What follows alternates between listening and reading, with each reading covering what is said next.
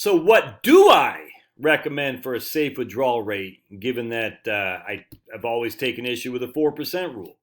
I use a 5%. 5% safe withdrawal rate. It's actually quite simple.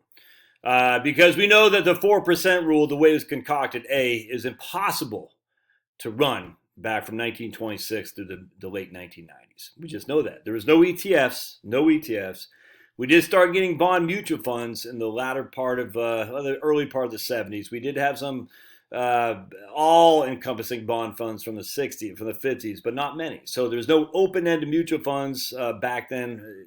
Certainly no government bond mutual funds until about the 70s. So as such, the 4% rule, for what we hear about it, is neither there nor is here nor there. If we're going to use the 4% rule the way it's concocted, given today's current interest rates, it's probably going to be under 3% now that the 10-year treasuries are trading about 1.5%. All right, so I don't like it. But so why would I do a higher rate? Well, because if you look historically, I think the average safe withdrawal rate, not the average, the average withdrawal rate. Remember, a safe withdrawal rate is the maximum you could have taken out over a certain amount of time, adjusted for inflation, where you did not run out of money. All right. Again, I take extreme issue with the 4% rule, but be that as it may, we'll use that for our proxy, 4%. The average withdrawal rate was about 6 to 6.5, if memory serves. Kitsis and a couple others have done studies on this. So the safe was 4. The average was 50% more than that, even more than 50%. So 4 to 6 to 6.5. So why do I use 5? Well, because I don't believe any of this. I think most people, as they age, their spending goes sideways and then down. All right. The studies are just over the top in that regard. There are not that many studies that say, in fact, I don't know of any, that say you're spending, the average retiree spending goes up each and every year with inflation. I'm not aware of any. The studies I'm aware of from CES, Consumer Expenditure Survey, HRS, Health and Retirement Study, and CAMS, numerous other fund studies and stuff like this, from investment firms. They show that the spending levels off, if not NBER, National Bureau of Economic Research, EBRI, they all show the same thing, that the spending maybe goes up initially and then it drops off.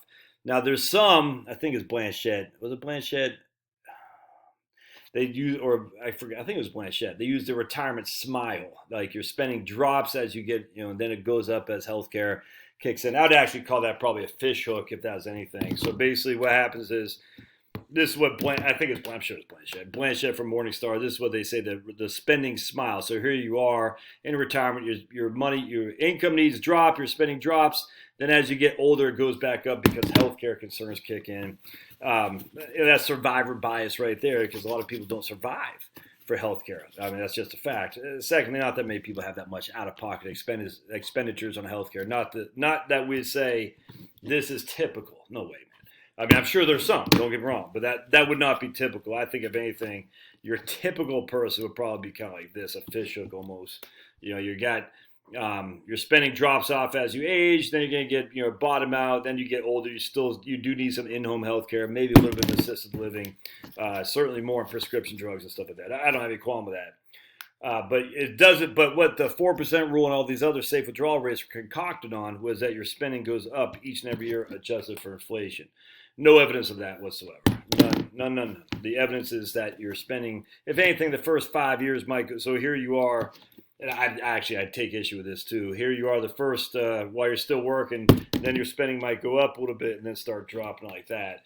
So here you are, you're consuming while you're working, then you spend more in your first 5 years, and it drops off. I don't believe that either. I'd like to. I mean, there's more evidence of that, I would suggest, than of the other ones. But I think most surveys will show us that your spending actually tapers off. It probably stays flat, then tapers off as you age, and it just makes sense. And I guarantee you know people like that. Probably more people than you can even, if you think about it. Who do you know in their 70s and 80s? Are they freaking going out, light cigars with $100 bills? No. As they get older, they just chill, man. It's just a fact. Not everybody. But to compensate or to aggregate everybody's expenditures under this idea that, you're going to have some huge health expense, it's just not true. Some people do. They're outliers. Some people are also incredibly wealthy. They're outliers. You're not going to be that person, most likely. Now, you might.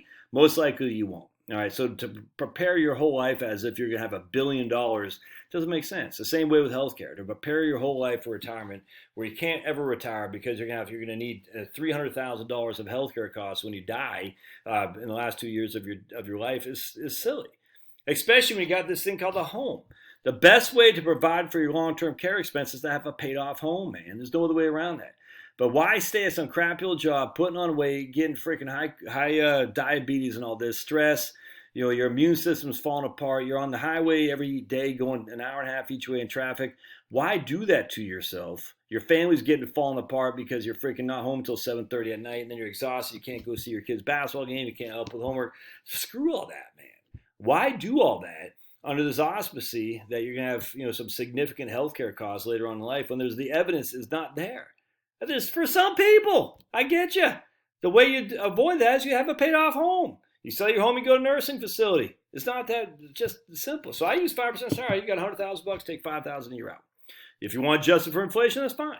You said first year I'll take $5,000. Next year, well, let's see how it shakes out. By the way, there's this thing called belt tightening. Tighten your belt. Market falls, don't go on vacation. Simple. So 5% a year. Is it safe? I don't know. Is 4% a year safe? I don't know. There is no such thing as a safe withdrawal rate. That's the whole point. Anyway, so I say 5% a year. You know, if you want to adjust for inflation, go crazy. Remember, the likelihood, though, as you get into your early to late 70s, your spending is going to taper off, probably go down significantly.